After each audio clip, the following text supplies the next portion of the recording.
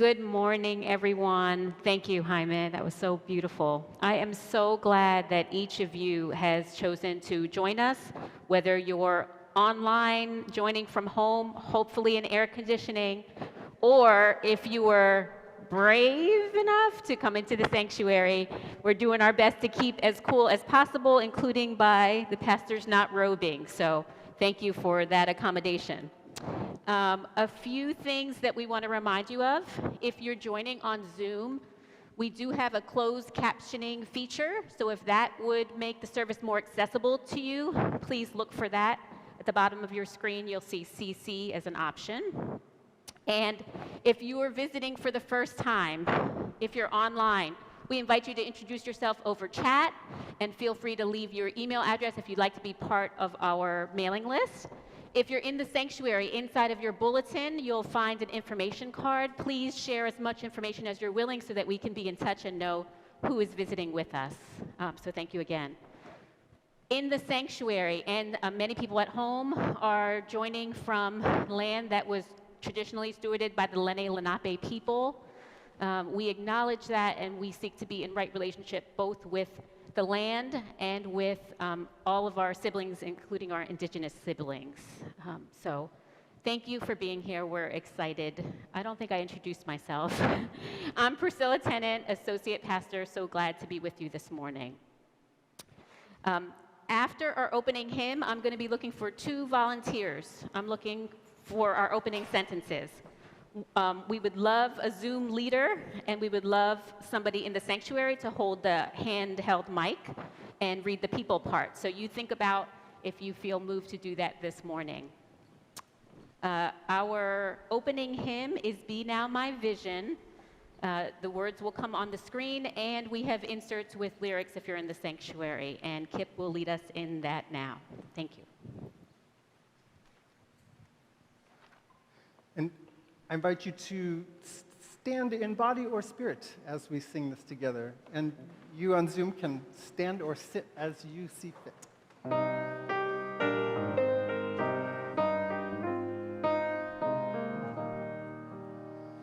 Be now my vision, O God of my heart. Nothing surpasses the love you impart. You my best thought by day or by night. Waking or sleeping, your presence my light.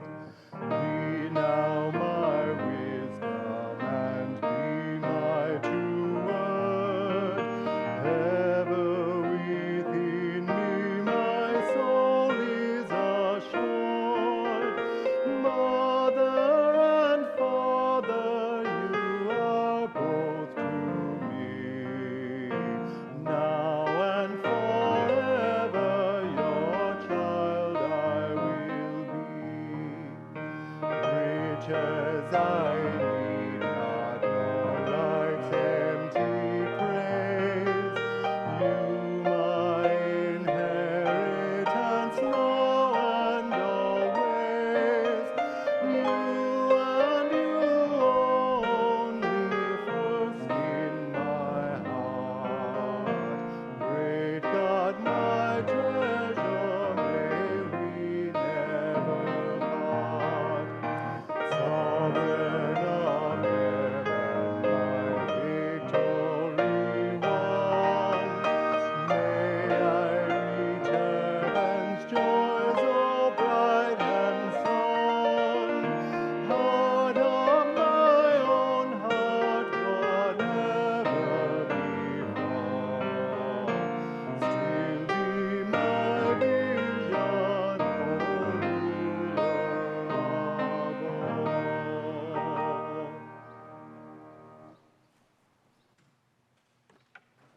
You may be seated. Patty, I'm wondering if we have a volunteer on Zoom who wants to read the leader part of our opening sentences. I'm looking. Do we have a volunteer? Oh, okay, Rhoda. Great. Rhoda, thank you. Thank you, Rhoda. And in the sanctuary, Dan will bring you the handheld mic.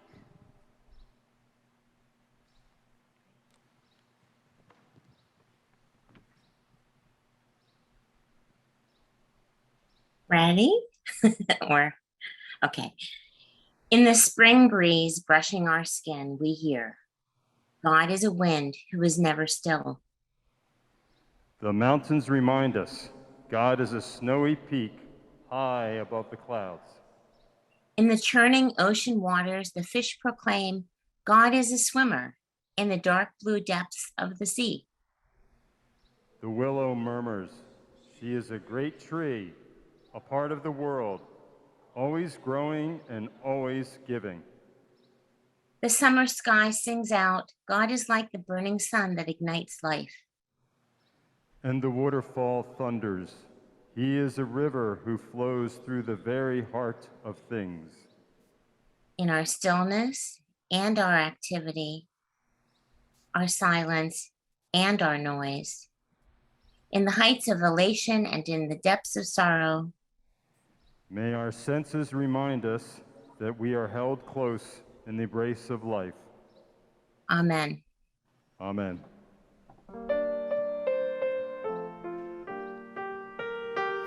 And we'll sing through this act of praise twice.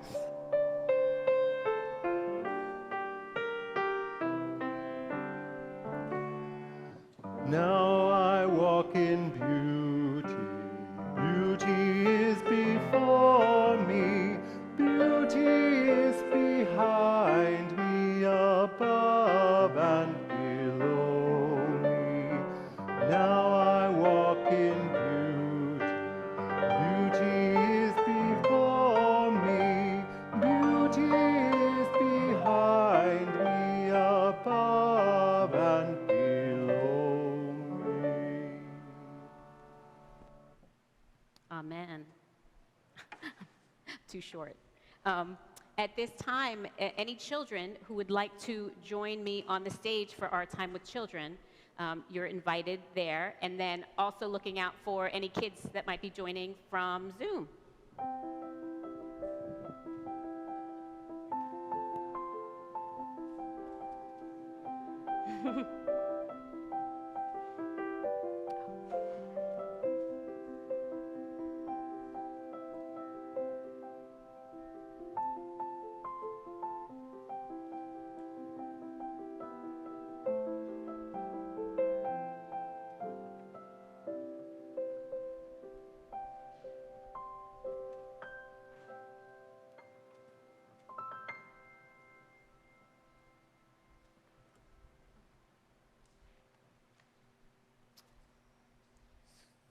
So what I wanted to talk about with kids today, or if we think about our kids' spirits, is, do we have somebody? Oh, okay, you're telling me to look at the camera. Thank you, Dan. Oh, awesome. So what I wanted to share or ask or have us think about is a problem that we had this week in the sanctuary. So we opened up the sanctuary for this to be a place for people to vote, which is exciting, part of our civic duty.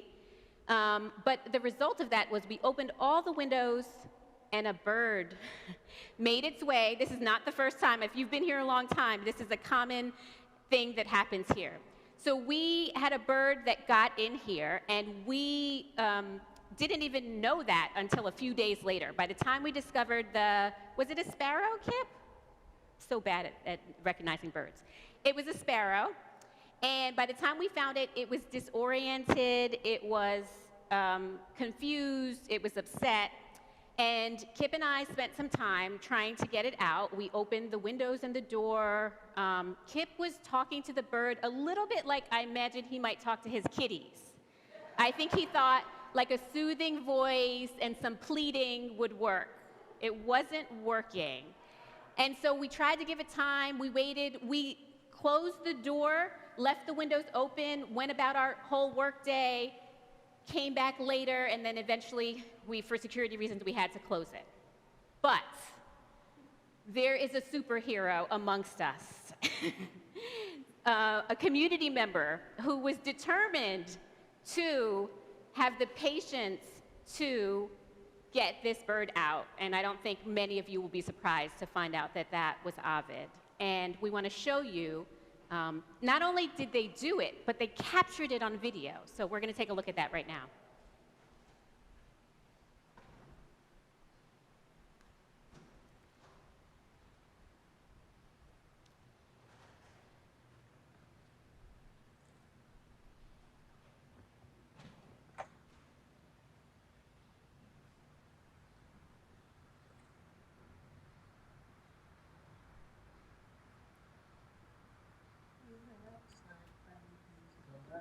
Yes!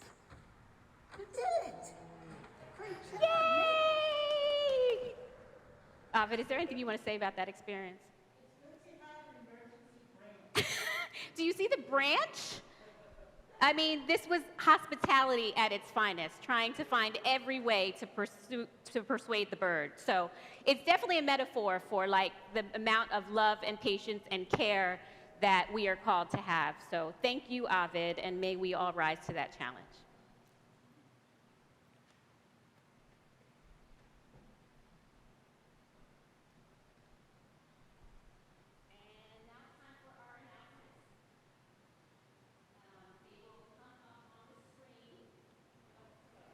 Sorry. Time for announcements. They're going to come up on the screen as we share them with you, and they're also printed in your bulletin. I want to thank the worship team. You know, the only way a church can function is through mutual aid, and we feel all of the aid that you're willing to provide to us to make things run efficiently. So a special shout out this week to Terry, who is on tech, Rachel, who is operating our camera, Patty, who is our online usher, Becky and Jack, who are online greeters, Hannah, who served as our in-person greeter, and Jaime, who is accompanying us on piano. Thank you all so much. We are in the midst of our pledge campaign for the next fiscal year that starts July 1st. This is when we ask people to share with the church what you're committing so that we can budget according to what we expect to receive. And we're doing okay, but we have a ways to go, and so we want you to know that.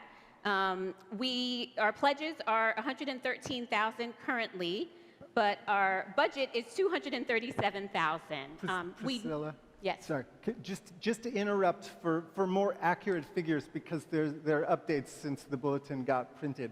We're up to $130,571. So we're getting closer, Yes. and we have a ways to go. That's great, yes. So thank you all. We have a few regular pledgers who have not yet pledged, and we know that you're going to come through for us, and we might reach out to just give you a little reminder. But we thank you so much for the generosity that allows us to do ministry both internally and then outside in the world. We'd like you to save the date for our annual congregation meeting. It's happening on June 26th after church. It's when we review and vote on the budget and the slate of leaders who are going to take various chair positions and join different committees. So please stick around for that. June 26th is also when we move to 10 a.m. service. The main reason for that is the heat in the sanctuary is a big part of it. And people want to be able to start their other plans earlier in the day. So those are all good reasons for us to sort of be flexible. So plan for that change. We've got big plans to celebrate Pride Month, and that is not the only reason I have this rainbow stole on, but maybe it is. So we have something planned for each Sunday. We're super excited. We're kicking off things by decorating the sanctuary. You're invited to stick around after worship next Sunday to help us decorate. We're about to jazz up this place even more than it already is. So please consider that, and then we're going to keep telling you each week what to expect next. We're having a potluck and a panel discussion and all kinds of good stuff. So if you want more information, please reach out, and you'll hear more and more each week. Today is the last Sunday for our free online yoga class. Thank you so much to Janine McCain our member who is offering this from a distance. She's in Colorado, I believe. So we're appreciative and hope that some of you have been able to enjoy that offering. Our Sci-Fi Book Club is gathering back together June 7th at 7 p.m. over Zoom. We'll be discussing A Long Way to a Small Angry Planet. So please consider picking up that book and joining in for that conversation. On June 12th, we have a guest visitor, Adam DePaul, who's a tribal council member of the Lenape Nation of Pennsylvania, will be here. So please consider joining us. If you're local, we would love to have a full sanctuary. If you're planning summer travels, we invite you to join in on our tradition of collecting water from anywhere and everywhere to add to our baptismal font on Water Sunday that happens in September. So please consider that. And then there are several petitions for additional help, that mutual aid that I talked about, volunteers for all the roles that I gave shouts out earlier about. And we also have a lot of committee vacancies. So if you want more information, please reach out to Church Council if you're curious or want to know more, or want to attend a meeting to see if you're interested. Those are all things that we can make happen. Questions or comments or feedback to Church Council, there's an email address on your screen and in your bulletin, and an email address for prayer requests if we can be praying for you on an ongoing way at prayers@chestnuthillunited.org. If there's nothing else, that is the end of our announcements. Thanks for your attention. Also, I just noticed in the bulletins there are a couple things, including a giving envelope if you need that, and a prayer request card if you have something you want pastors to pray for. You can fill that out and put it in the offering bowls later. On the flip side of that is an information card. If you are visiting and want to let us know who you are, we'd love to know that. Or if you want information from us, you can say that too. Also, one thing that didn't make it into the bulletin, but I'm going down to Cosmos after church for lunch. If anyone wants to join me, I welcome you to do so. Our first reading this morning is a poem called End Times by Pamela Todd. It sort of feels like end times these days, so I thought I'd sit with them. A note about this, there is a poet who makes comment about physics. There's at least one physicist with us this morning. I don't know how physicists feel about poets making comments about physics, so we're going to sit with poetry of it today. End Times by Pamela Todd. What if the second coming has already come? And those fearful faces, expecting judgment to rain down from the tormenting skies, lifting the raptured and leaving the rest of us behind, had it all wrong. I love that the poet assumes that there will be one of the left behind, as will the hearers. I think that's a fair assessment. Right? Time is an illusion, physicists say. Everything that has been or will be is happening right now. Is it too much to hope that love, this capital L love, is it too much to hope that love is still with us? To believe that soft and sweet-scented child lying peacefully in a manger among the angels and animals still reaches out, longing to hold and feed us, still waits to light this pitch-black winter of our souls. Maybe the dawn of love is as real and omnipresent as the spreading bleakness. Maybe the judgment has already come, and we have been found not perfect, but at least worth a second chance. Our Bible reading for this morning, one of the assigned lessons for the day, comes from the book of Acts. Again, stories of the early Jesus movement. This comes kind of in the middle of narrating Paul's many missionary journeys. It says, one night while we were in Troas, Paul had a vision. A Macedonian person stood before him and said, "Come over to Macedonia and help us." After this vision, we immediately made efforts to get across to Macedonia, convinced that God had called us to bring them the good news. We put out to sea from Troas and set a course straight from Samothrace. You don't have to memorize all of these places. And the next day on to Neapolis. From there we went to Philippi, which is one of the bigger cities in Macedonia and a Roman colony, and we spent a few days there. On the Sabbath, we went along the river outside the gates thinking we might find a place of prayer there. And we sat down and preached to the women who had come to the gathering. One of them was named Lydia, a devout woman from the town of Thyatira, and who was in the purple dye trade. As she listened to us, Christ opened her heart to accept what Paul was saying. After she and her household were baptized, she extended us an invitation. If you're convinced that I am a believer, then please come and stay with us. And we accepted. That's our Bible reading for the day.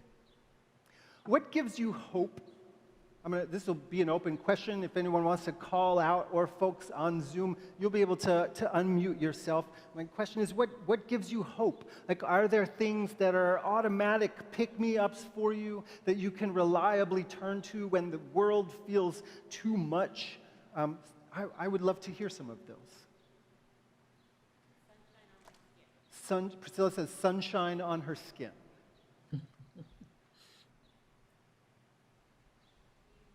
Music, says Kate. Music. Coffee. Coffee. That gives awareness and hope, right? Becky's got one. Children. Children. Okay. And Jack was clapping at that, I think. The singing of the birds. The singing of the birds, says Jaime. Thank you. Who's right by an open window. Thank you. I will invite you to hold on. Well, I'm going to hang on a sec. There. I was just realizing that I was broadcasting my backside to Zoom from the laptop behind me, so I thought I would turn that screen off. So I want to invite you to hold on to all of these things that have been named, these things that give you hope this morning, and maybe just return to them in your mind if you need them, because I'm going to be talking kind of about the opposite of hope in my sermon, starting with this question that I heard this week. How do we serve a loving and good God when we're living in hell? Which is a heck of a question. So this week I attended a workshop that was put on by Faith in Action, which is a nationwide faith-based advocacy group. And our local group, Power Interfaith, is connected through Faith in Action. The workshop was it was part of a series of events called Rise and Vote. It happened over 3 days. I went on Wednesday to the part that was specifically geared towards clergy, because our Power organizer had invited me to go down. The question came from Power's executive director, Bishop Dwayne Royster. He's preached for us at least once. He gave an opening analysis of the moments, these days that we are living in, starting by looking back to 2016, when many in the progressive faith-based orbit assumed we were on the cusp of having our first woman president. Imagine that. At least twice during that year, he said, he tried telling the leadership at Faith in Action that he feared a very different outcome. But nobody seemed to believe that it was possible until it was. So he asked, how do we serve a loving and good God when we are living in hell? It was a timely reflection as it came on the heels of a primary election in which more than 40% of the voters in one of our major parties in this state opted for a full-throated white Christian nationalist who denies the results of the 2020 election, organized a bus trip to the U.S. Capitol on January 6th of last year, and openly and unabashedly has attended at least one event put on by self-professed QAnon prophets. Yeah, everybody thought the last guy was a joke too, which makes Bishop Royster's question and his caution all the more pressing. Knowing what could well happen, what is it we have to do to change it? How do we be in the world when things look difficult? So I've been thinking this week a bit about hope and about hopelessness. A couple of weeks ago, I said this. I said, it takes a certain foolishness and temerity to believe in the good in the face of all evidence to the contrary. I stand by that statement. I want very much to believe in the good. I'm capitalizing those terms too. I do believe in that. And so I am willing to embrace a certain level of foolishness. Nothing I say this morning should be taken as encouragement to just sink into a paralysis of despair. But I do wonder if there is a certain usefulness to embracing hopelessness. In an essay called When Hope is a Hindrance, the author, Samantha Rose Hill, reflects on the work of the 20th century philosopher Hannah Arendt and her judgment of hope. Arendt was born in Germany to a Jewish family early in the 20th century. When the Nazi Party rose to power, she was briefly detained. When she got out of prison, she fled to Czechoslovakia, then to Switzerland, ultimately to Paris. But then the Nazis invaded France, and she and her husband were detained for a time before they could flee to the United States. Hill says in her essay that while Arendt and her husband were waiting for their exit papers that would allow them to leave the country, so this terrifying and tense time for them, they took the moment to take a break from their work to explore the French countryside on bicycles and to spend their days soaking in mystery novels. They didn't let panic stop them, but they seized that time, that hopeless time, as a gift, not because they hoped everything would just turn out okay, because they knew that it might not. Hill says that a thread running through Arendt's work was the idea that hope turned people helpless, and that it destroyed humanity by turning people away from the world in front of them and preventing them from acting courageously in difficult times. In particular, as she looked at totalitarianism and fascism rising in her own age, she assessed that people could no longer count on common sense and human decency, on moral norms or ethical imperatives, because all of that stuff had fallen apart and evil had been justified. So the question is, are there times when hope is counterproductive? I think folks in the medical field can probably tell stories about when it is. There are too many stories of people who subject themselves to treatments that end up prolonging their suffering because they think that hope means you have to try everything possible that there is. When I was a hospice worker, I saw too much of that. I saw a lot of people who missed out on the support that they could have had over months because they thought that hope meant refusing to acknowledge their mortality. I don't mean to armchair quarterback anyone's particular choices for themselves and what those ought to be. I'm just noticing something that I observed quite a lot. This question about hope and hopelessness goes far beyond medical and individual choices. I can't tell you how many times in my classes I have heard some version of, but things are better now than they used to be. Every semester. And I get that to some extent. It is undeniable that there has been some progress in some areas. After all, most of my students were in middle school or high school when the Supreme Court ruled that gay marriage is legal.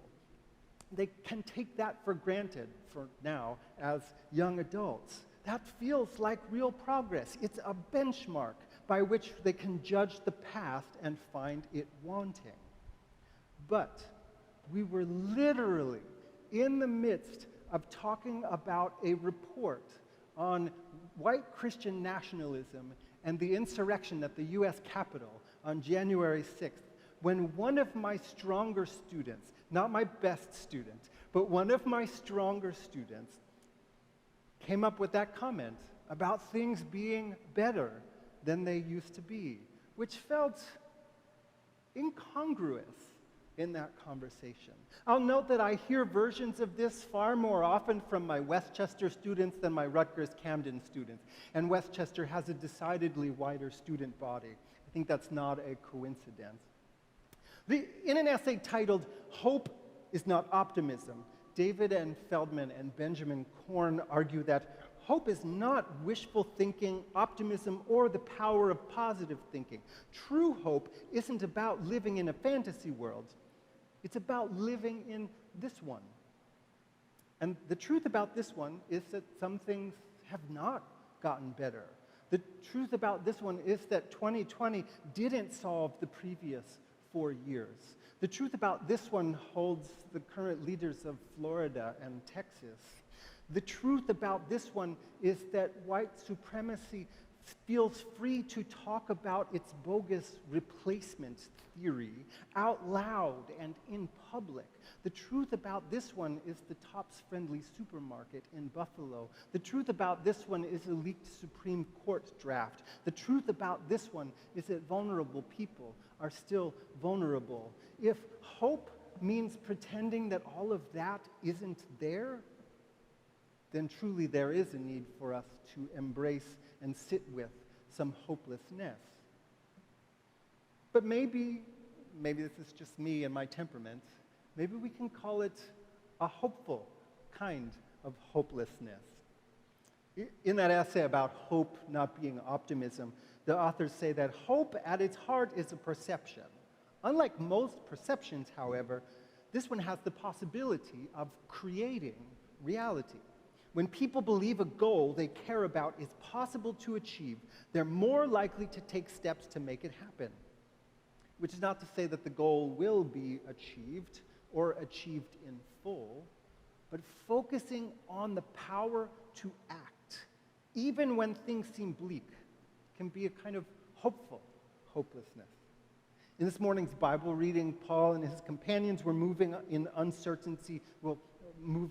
uncertainty that comes with conviction but not finding immediate success. Maybe you noticed there was a good bit of wandering about and waiting. I had this vision where we had to go and talk to people, and then they went from place to place to place till they could figure out what they were doing. It seems like very little success, aimed at building a movement but not sure who might want to join that or how to do it, until they made a connection and a relationship that opened up a foothold for them.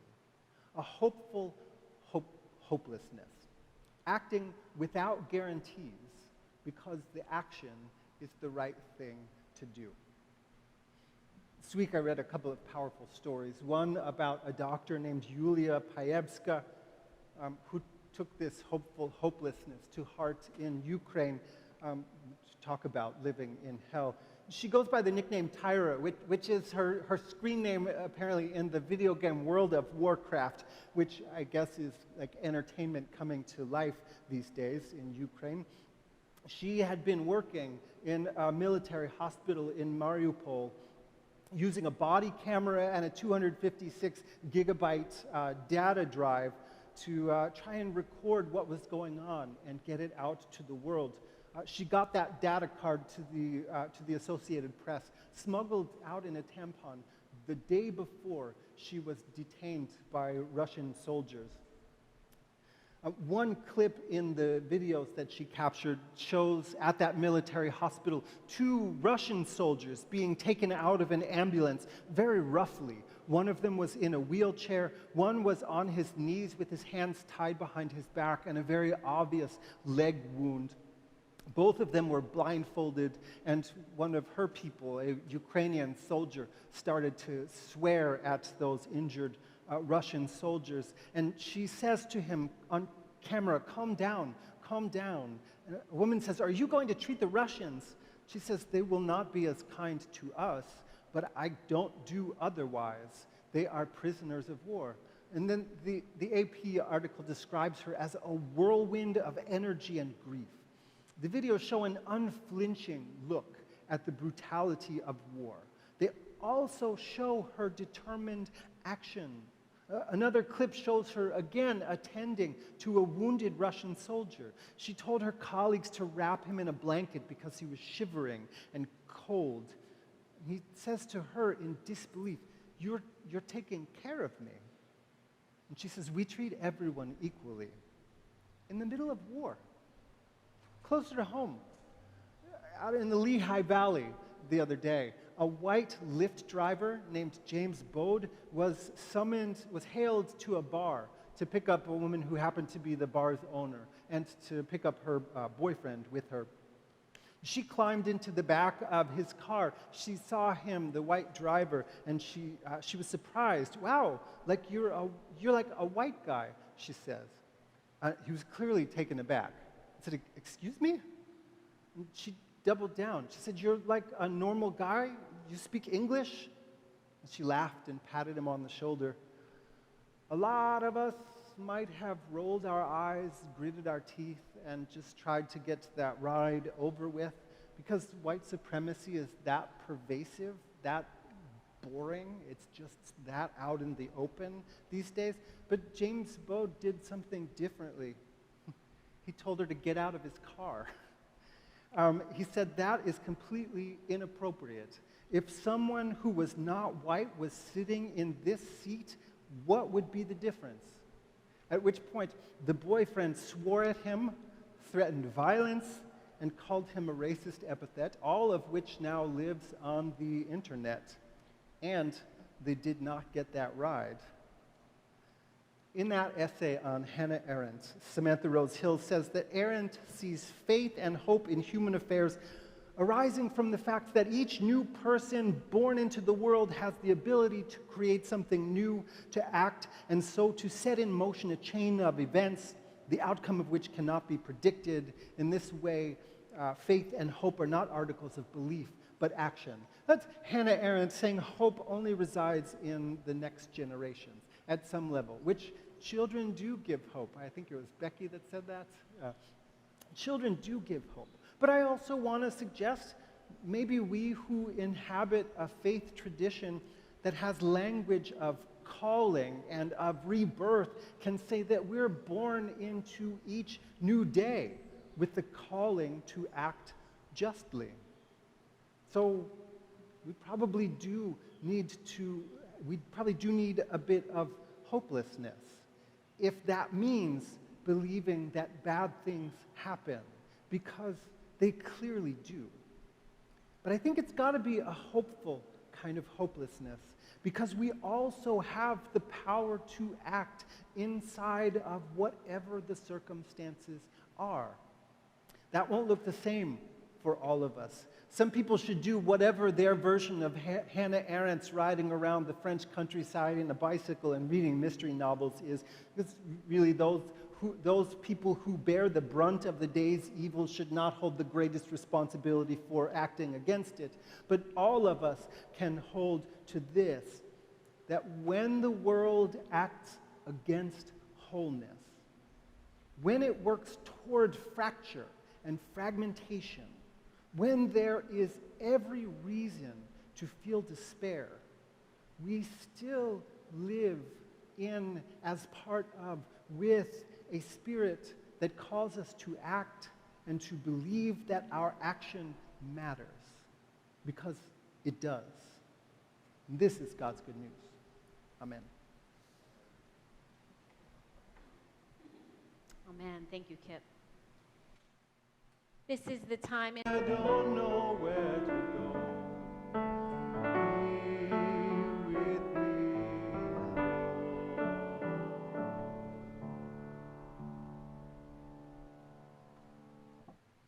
At this time, we will continue our worship through our giving. We spoke to it earlier, but I just want to say again that the way that we are able to have a secure financial situation as a church is through recurring gifts. So we thank you so much if you are one of the people who is already doing that. If not, we ask you to prayerfully consider whether you could become one. And we thank you for all of your generosity and remind you of the ways that you can give. Online, it's just some reminders that you can give through text, through online, or through snail mail. We try to make it as accessible as possible. We're still accepting pledges, so please think about what you want to pledge for the next year. And we thank you for your gifts. At this time, Jaime will play, and you can come up if you are in the sanctuary and you want to give a gift. And if you have an information card so that we can know more about you, that's also the time for you to put it in the bowl. So thank you so much for that.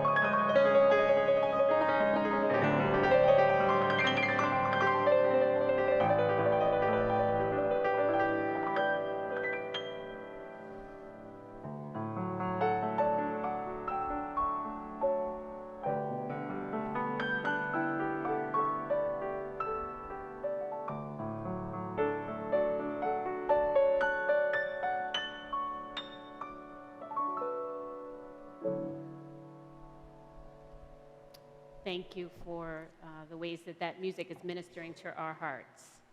At this time, we will offer our offertory response. Designer, creator, most provident God, you are invited to stand in spirit or in body, and the words are on the screen and in the bulletin.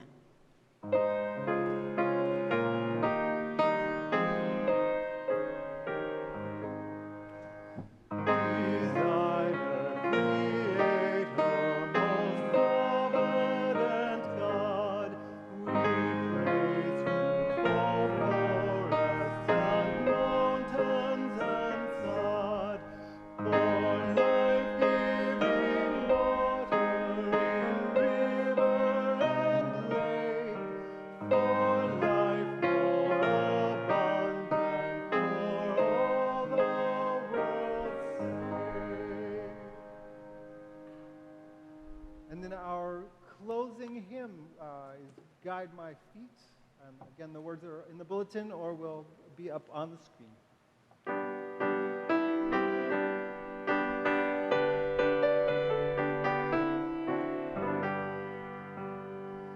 Guide my feet while I run this race. Guide my feet while I run this race. Guide my feet while I run this